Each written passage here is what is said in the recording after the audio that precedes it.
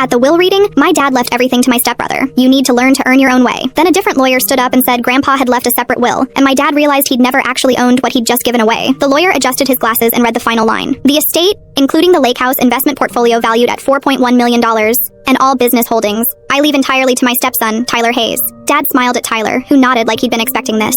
Everyone in the conference room looked at me. My dad's voice cut through the silence. Riley needs to learn to earn her own way. She's had it too easy. I'd worked since I was 15, put myself through college with 2 jobs, built my graphic design business from nothing, while Tyler lived rent-free in Dad's downtown condo, driving Dad's spare BMW to his cushy job at the family company. The same company Grandpa had started. The same lake house where Grandpa taught me to fish every summer while Dad was too busy. But sure, I was the one who had it too easy. My stepmother Lisa squeezed Tyler's hand, beaming. Mom had been gone for 8 years, and Lisa had made it clear from day one that her son came first. Always. The lawyer closed the folder. That concludes the reading. I stood to leave when a door at the back opened. An older man in a navy suit walked in carrying a leather briefcase. Actually, he said, we're not quite finished. Dad frowned. Who are you? Leonard Westfield, senior partner at Westfield & Associates. I represent the estate of Theodore Mitchell, my grandfather. Dad's face went pale. My father's estate was settled 30 years ago. Not entirely, Westfield said, opening his briefcase. Your father created a separate trust in 1994 with very specific instructions. He pulled out documents. Theodore Mitchell was concerned about asset protection. He placed the lake house, the stock portfolio, and the seed money for Mitchell & Associates into an irrevocable trust. That's impossible,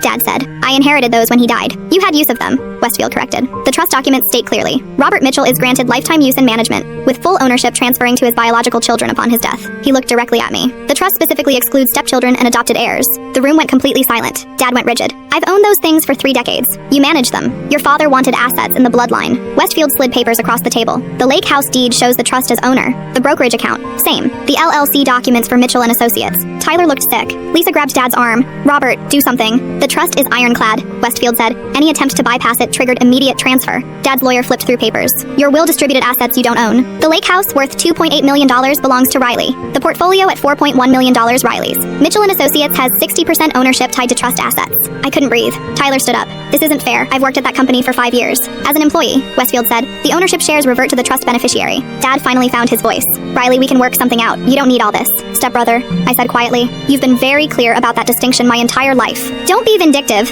Lisa snapped. Tyler has built his future around that business, and I built mine from nothing while you all acted like I didn't exist. I looked at Westfield. What do I need to do? Sign here, he said. The trust transfers fully to you today. Dad's lawyer jumped in. Perhaps Riley could sell portions back to the family. Why would I? I picked up the pen. Dad just said I need to earn my own way. Looks like Grandpa made sure I'd have the opportunity. Riley, please, Dad said, his voice cracking. Be reasonable. I'm accepting what Grandpa left me. Same way Tyler accepted what you tried to give him. I stood. I'll call you guys tomorrow. You can't just walk away, Dad shouted. I turned at the door. You just told everyone I don't deserve anything. Grandpa disagreed. Maybe you should have checked who actually owned your life before you gave it away. I walked out, leaving my father scrambling to explain the mess he'd just created.